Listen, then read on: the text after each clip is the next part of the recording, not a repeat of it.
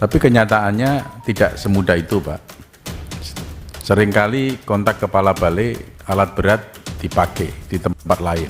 Jadi keterbatasan alat berat di balai itu tolong juga menjadi perhatian supaya apa yang diinginkan oleh Pak Dirjen itu betul-betul bisa direalisasikan oleh kepala balai. Terima kasih Bapak. Jadi tanpa surat rekomendasi pun, itu kalau namanya bencana, itu biasanya dari balai langsung kami tugaskan untuk turun Bapak. Ini sekedar aja. Jadi contoh dimanapun kalau ada bencana, ini tanpa di surat pakai rekomendasi, itu teman-teman kepala balai saya minta pasti turun ke lokasi. Hanya patut diperhitungkan Bapak, memang tidak semua balai alat beratnya mencukupi, harus kami akui. Pimpinan, satu mempertegas saja biar didengar oleh seluruh kebalai. Maksudnya Pak Kebalai, memang bencananya bukan saat itu. Jadi bencana banjirnya sebelumnya. Jadi ketika musim kering seperti ini, kadang masyarakat butuh pengerukan. Nah, jadi perlu kalau saat bencana enggak mungkin mengeruk sedimentasi gitu. So dalam cuaca panas seperti ini. Nah, itu mohon yang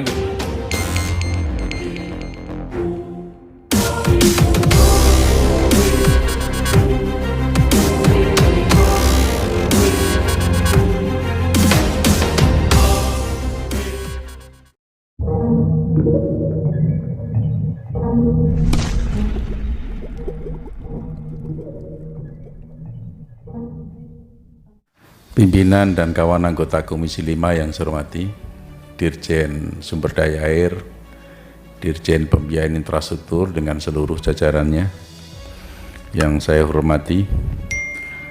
Pertama kepada Dirjen Sumber Daya Air. Dirjen Sumber Daya Air ini memang tugasnya sangat berat, Pak, karena terkait dengan alam. Mau dikasih anggaran besar pun belum tentu cukup. Apalagi dalam kondisi anggaran yang sekarang ini. Memang pinter-pinternya Pak Dirjen mengalokasikan anggaran untuk mengatasi kondisi di lapangan dan juga memenuhi harapan ke depan. Kalau saya melihat postur yang disampaikan oleh Pak Dirjen Sumber Daya Air itu sudah cukup bagus. Hanya kebijakan fiskalnya ini fleksibilitas anggarannya masih sangat terlalu kecil. Karena dari anggaran tersebut 35 triliun sendiri sudah untuk tahun jamak begitu ya. Tinggal 13 atau 15 triliun yang untuk single year. Jadi saya nggak bisa membayangkan bagaimana Pak Dirjen memanage anggaran ini. Tapi saya sudah sepakat bahwa OP itu mendapatkan satu prioritas. Tapi apakah yang dimaksud prioritas itu tercermin dengan anggaran yang sudah besar kepada OP atau belum?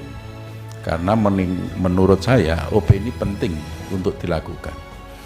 Jadi pencegahan itu lebih utama daripada penyelesaian. Kalau OP ini kita tingkatkan, baik jumlah alat beratnya maupun biaya operasionalnya, saya yakin beban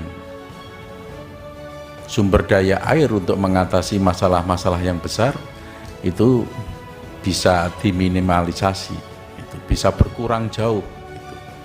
Maksud saya adalah apabila ada pendangkalan sedikit saja, langsung diambil tindakan untuk dikeruk gitu, itu tidak sampai terlambat penanganannya, itu bisa membuat lebih hemat, lebih efisien anggaran. Jadi jika dibandingkan dengan OP yang kita tingkatkan, yang kita lebihkan daripada anggaran yang sekarang ini, dibandingkan dengan penanganan yang lebih besar, misalnya normalisasi sungai itu, saya yakin ini akan lebih hemat, lebih efisien. Nah, kayaknya OP ini dalam Direktorat Jenderal Sumber Daya Air ini porsinya kecil. Yang porsinya besar adalah normalisasi sungai besar. Jadi andai kata setiap pasca musim hujan, ketika masuk musim kemarau, itu langsung ditangani dalam bentuk OP, itu tidak akan terlalu parah pendangkalannya. Karena setiap musim hujan pasti mendatangkan lumpur. Setiap musim hujan pasti terjadi pendangkalan. Jadi ibaratnya kita lebih fokus untuk penanganan secara rutin daripada penanganan secara berkala. Ini harapan saya bisa menjadikan pertimbangan kepada Direktorat Jenderal Sumber Daya Air. Terlebih bagi daerah-daerah yang rawan banjir, seperti di daerah saya, daerah pemilihan saya, Kabupaten Pati. Dirjen Sumber Daya Air dan Pak Menteri hadir secara langsung di sana, menyaksikan secara langsung.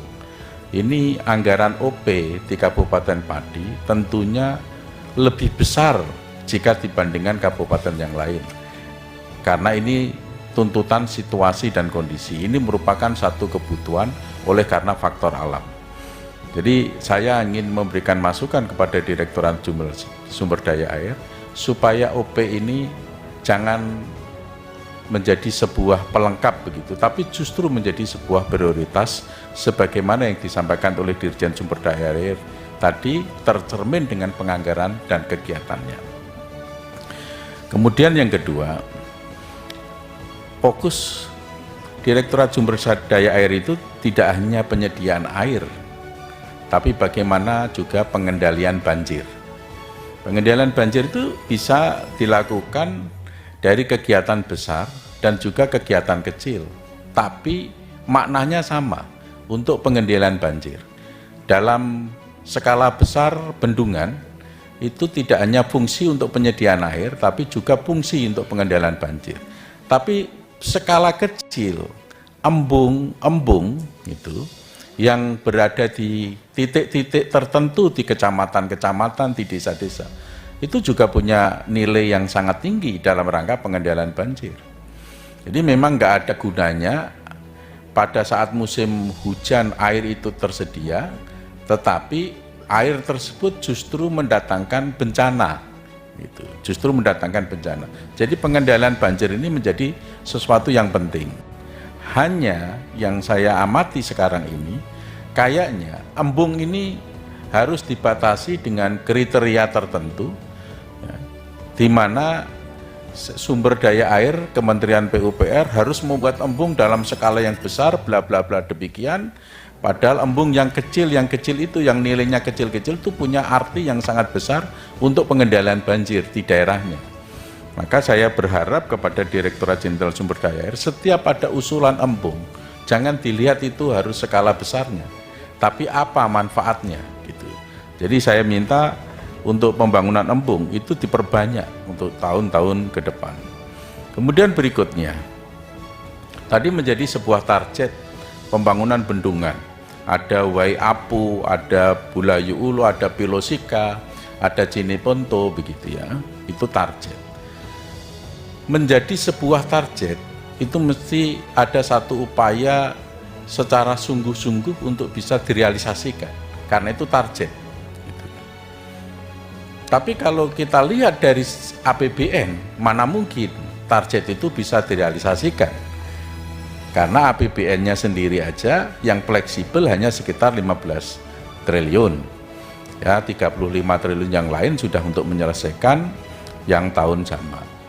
Kalau itu memang dari loan, ya, dari pinjaman luar negeri yang sifatnya G2G, tadi nggak disampaikan oleh Dirjen Sumber Daya Air dan oleh Dirjen Pembiayaan Infrastruktur juga nggak disenggol sama sekali. Gitu ya.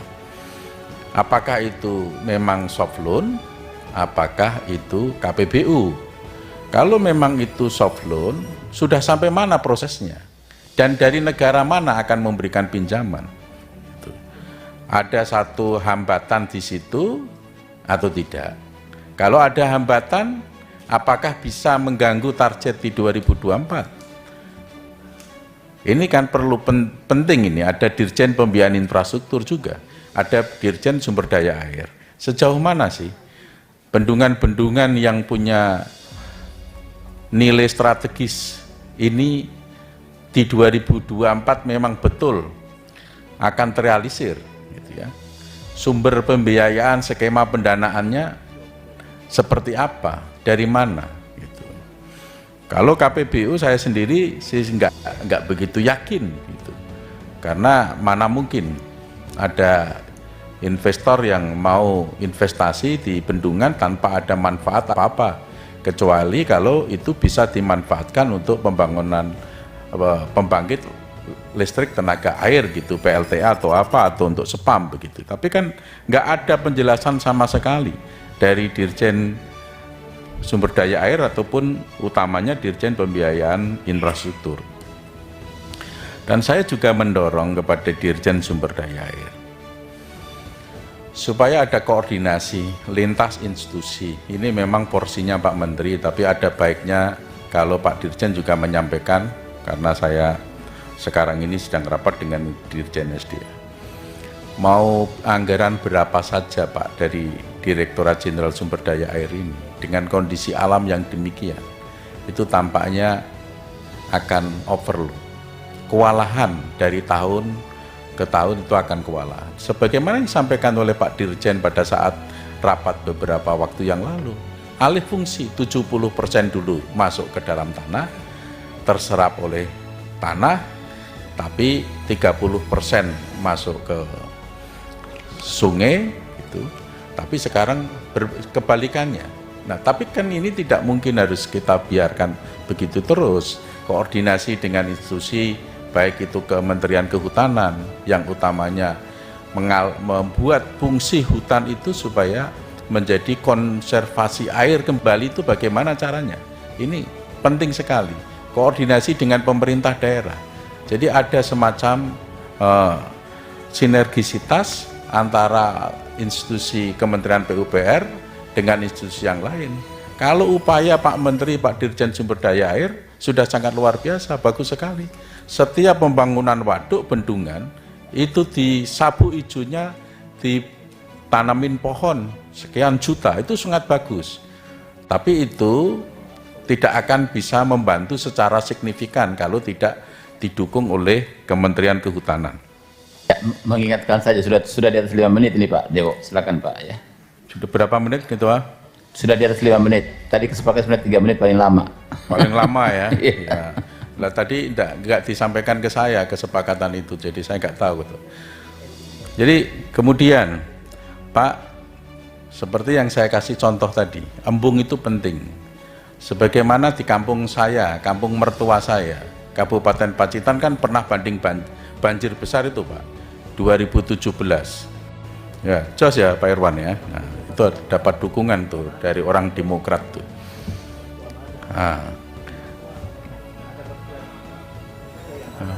Diragukan ini bukan salah saya gitu ya. Pak, itu nilainya, anggarannya hanya kecil Pak, hanya sekitar 15-20 miliar Pak, tapi itu bisa mengendalikan banjir di kota Pacitan. Setiap musim hujan kota Pacitan pasti banjir. Nah, menurut kajian baik itu oleh BPWS Bengawan Solo, Pak Mariadi ada? Nah, gaji belum pulang ya, mudah-mudahan segala doanya dikabulkan Allah Subhanahu wa Ta'ala. Masjid aja makbrur. Itu kajian oleh BPWS Bengawan Solo dan oleh Pemda Kabupaten Pacitan. Bila mana itu dibangun embung yang hanya nilainya 15-20 miliar, itu bisa menjadi pengendali banjir di kota Pacitan tidak. Kemudian ini yang pembiayaan infrastruktur. Pembiayaan infrastruktur ini dihadirkan dalam rangka korelasinya dengan program-program di Direktorat Jenderal Sumber Daya Air atau Dirjen Pembiayaan Infrastruktur secara umum, pimpinan. Kalau secara umum saya akan tanya kepada pimpinan. Kalau dengan sumber daya air, pertanyaan saya seperti itu tadi. Dulu pembiayaan infrastruktur pernah punya wacana bahkan merancang ada bangun bendung di Merangin, Jambi, di KPBU-kan karena ada satu program yang bisa menarik investor yaitu PLTA bla bla bla demikian. tapi sekarang sudah hilang lagi berita itu, ya. Dan apa yang disampaikan secara umum disampaikan oleh Dirjen Pembiayaan Infrastruktur yang spamnya ini, yang KPBU bendungan ini, yang bendung ini dan bla bla bla. Tapi saya lihatnya hanya FS saja itu. Apa sudah ada yang terrealisir? Apa itu hanya sekedar wacana? Memang itu tupoksinya pembiayaan infrastruktur adalah dalam konteks studi. Ya, dalam konteks studi. Tapi kan tidak berhenti di situ. Bagaimana mengkoordinasikan dengan Bappenas, bagaimana mengkoordinasikan dengan Kementerian Keuangan, bagaimana mengkoordinasikan dengan stakeholder yang lain, supaya kajian itu menjadi sebuah kenyataan. Ini yang saya tanyakan, pembiayaan infrastruktur jangan membuka wacana gitu aja, tapi ada tindakan konkret. Mumpung ini ketemu pembiayaan infrastruktur, ya, ini Demak Tuban, nanti tolong jelaskan. Saya kira itu. Terima kasih. Assalamualaikum warahmatullahi wabarakatuh. Mohon maaf pimpinan ya. Nggak apa-apa, dimaafkan semua teman-teman yang lain. Silakan Pak Dirjen. Terima kasih Bapak Pimpinan Komisi 5. Ini mumpung ada Kabalai, saya izin menghimbau tidak boleh pulang dulu. Besok pagi langsung rapat koordinasi untuk fokuskan apa yang sudah diusulkan hari ini, Bapak. Selanjutnya kami sampaikan nanti secara resmi dengan jawab tulis, tapi akan saya sampaikan poin-poin dari Bapak yang disampaikan Bapak Ibu anggota Komisi 5. Yang pertama mengenai progres Bapak. Jadi kita masih 32 dan visinya 35. Langkah-langkah yang sudah kami lakukan, yang pertama adalah kami cek semua Bapak, seluruh kegiatan di seluruh balai di Indonesia yang progresnya masih rendah, kami optimalisasi. Jadi yang masih rendah kami potong, kami pindah ke yang progresnya positif Bapak. Jadi misalnya kalau ini contoh di Loji Banjar, itu kami sudah min hampir 300 miliar. Tetapi ada juga balai yang progresnya masih rendah. Itu kami rekomposisi dan kami revisi. Ini langkah-langkah yang kami, sehingga apa? Pada akhir tahun 2023 ini, sekarang ini mulai percepatan penyerapannya. Sampai hari ini Pak, kurang lebih 550 miliar yang kami mengutangi.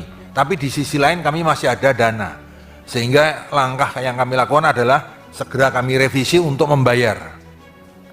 Mana yang duluan kami berikan apresiasi untuk pembayaran segera Pak. Yang lambat, balai-balai yang lambat kami dorong untuk percepatan. Ini salah satunya untuk yang teman-teman mitra kerja maupun balai yang lambat kami potong, kami yang cepat kami segera bayar. Yang kedua, kami untuk yang lelang kebanyakan adalah untuk paket-paket yang loan. Kami juga dorong ke lender sampai seandainya persetujuannya 1 bulan belum diproses, kami datangi kantornya dan kami buat surat lagi. Makanya kebanyakan adalah yang loan. Sedangkan yang rupiah murni ini tinggal sedikit Pak, kami koordinasi dengan P2JK untuk percepatannya. Lalu juga tadi kami sampaikan mengenai Sungai Kemering, bahwa disebutkan bahwa Sungai Kemering ya, insya Allah Bapak, dengan pembangunan bendungan 3 di Aji, di hulunya kan Sungai Kemering ini Bapak, sehingga nanti akan terkendali untuk banjirnya dan untuk fungsi-fungsi yang lain. Menyambung seperti apa yang disampaikan Pak Mulyadi, bahwa bendungan itu multiple purpose, jadi mulai dari air baku, irigasi, pengendalian banjir, PLTA, termasuk destinasi pariwisata Bapak.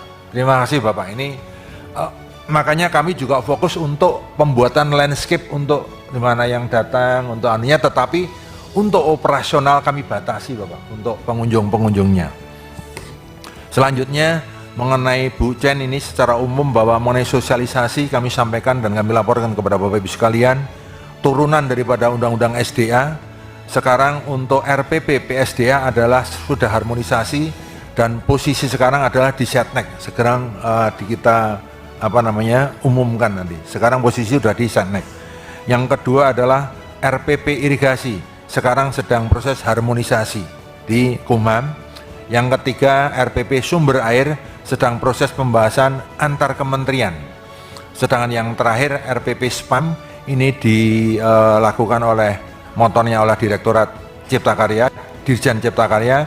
Sekarang adalah usulan untuk sosialisasi, sampai disosialisasi Bu. Ini di SPAM di RPP SPAM, leadernya di Cipta Karya. Demikian yang untuk ontonnya.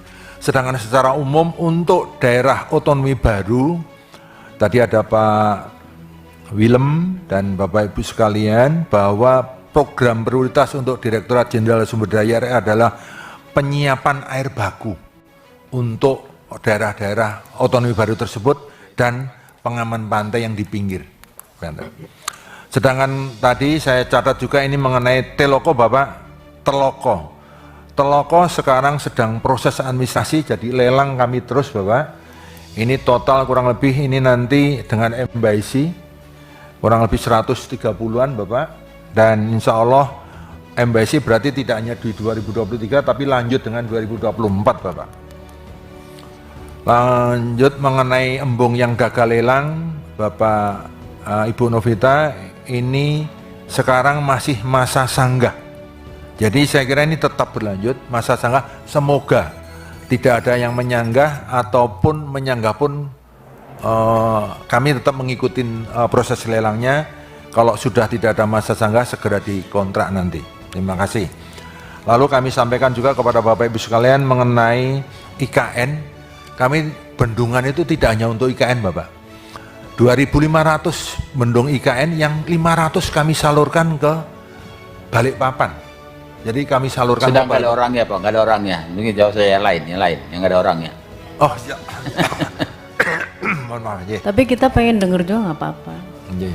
Lalu tadi disampaikan oleh Bapak Ibu kalau ada alat-alat berat mau dipakai di balai, kami mempunyai alat-alat berat, monggo saya minta semua kepala balai berkoordinasi dengan Bapak Ibu anggota Komisi 5. Kita punya berapa alat berat, kalau ada kondisi-kondisi darurat, monggo.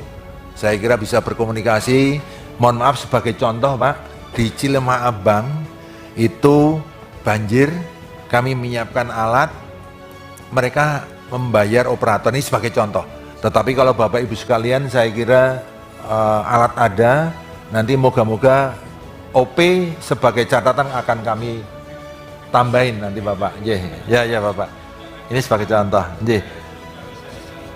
Ya, Pak. Ini karena kami sampaikan dari yang ada untuk 2024 untuk OP pun sudah hampir 7 triliun, Pak.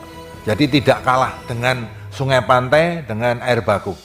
Ini sebagai contoh perhatian kami untuk pemeliharaan dan operasinya kami sudah tingkatkan untuk 2024. Lalu pimpinan. Izin pimpinan. Silakan. Terima kasih Pak Dirjen, memudahkan bagi kami bila butuh alat berat langsung kontak kepala balai dan bisa langsung dilayani gitu. Tapi kenyataannya tidak semudah itu Pak. Seringkali kontak kepala balai alat berat dipakai di tempat lain. Jadi keterbatasan alat berat di balai itu tolong juga menjadi perhatian supaya apa yang diinginkan oleh Pak Dirjen itu betul-betul bisa direalisasikan oleh kepala balai. Pimpinan, Bapak. Satu lagi pimpinan. Mohon izin karena tanggapan dari Pak Dirjen luar biasa. Jadi begini Pak Dirjen, mohon birokrasinya kalau selama ini kan kami butuh alat berat itu harus dulu surat dari bupati atau minimal sekda. Jadi sementara itu prosesnya panjang. Cukup rekomendasi kami, ini kan dana APBN mitra kami begitu. Jadi cukup rekomendasi kami turun alat berat. Jadi tidak lagi menggunakan Pemda begitu. Karena masyarakat taunya kami dan itu kewenangan dari kita dari Kementerian PUPR. Jadi mohon hal-hal yang lebih dipersingkat. Mohon kepada Pak Dirjen ini dipersingkat administrasinya, kami cukup buat rekomendasi turun alat berat, itu jadi dasarnya. Terima kasih. Terima kasih Bapak. Jadi tanpa surat rekomendasi pun itu kalau namanya bencana itu biasanya dari balai langsung kami tugaskan untuk turun Bapak. Ini sekedar anu aja. Jadi contoh dimanapun kalau ada bencana ini tanpa di surat pakai rekomendasi itu teman-teman kepala balai saya minta pasti turun ke lokasi. Hanya patut diperhitungkan Bapak, memang tidak semua balai alat beratnya mencukupi, harus kami akui.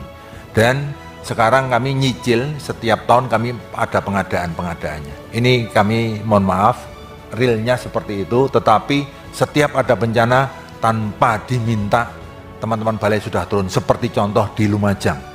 Jadi kami kemarin langsung ada 6 alat langsung turun. Kenapa?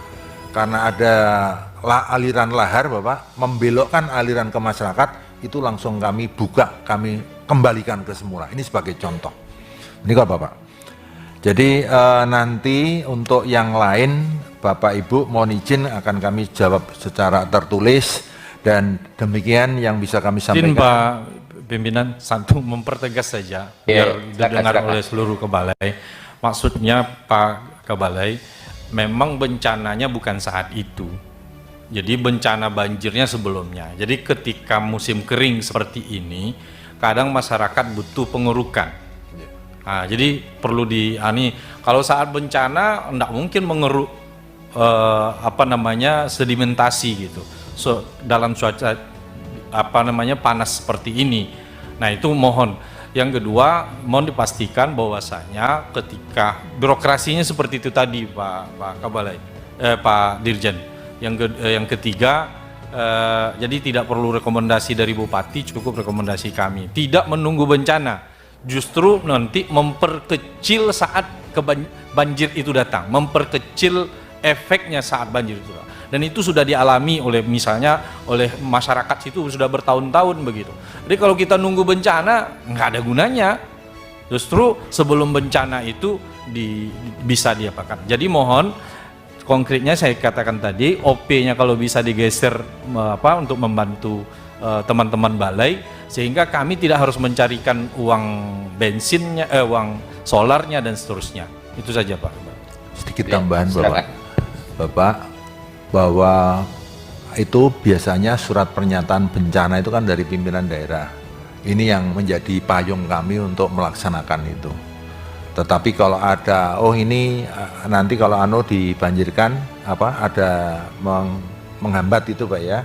Ini banjir, monggo kok saya minta teman-teman kepala balai, tetapi itu bukan untuk penanggulangan bencana Pak. Karena di dalam itemnya biaya OP kan untuk bencana alam. Jadi ini yang dianukan sehingga kami perlu payung turun itu. Tetapi kalau sudah terjadi bencana pasti langsung turun. Kalau untuk OP insya Allah Pak, seperti yang tadi kami sampaikan, sudah diplot kurang lebih itu hampir 7 triliun Pak untuk semua operasi dan demikian. Kalau surat Bupati ini kan begini Pak, ini kan banyak Pak. Jangan sampai nanti satu lebih baik dikondisikan. Monggo Bapak yang sangat penting dipastikan itu. Karena kalau misalnya nanti, mohon maaf ini, lalu semua ada beberapa titik poin, ini yang mana yang harus diprioritaskan? Monggo, ini yang penting, urgent untuk masyarakat Pak, saya support betul.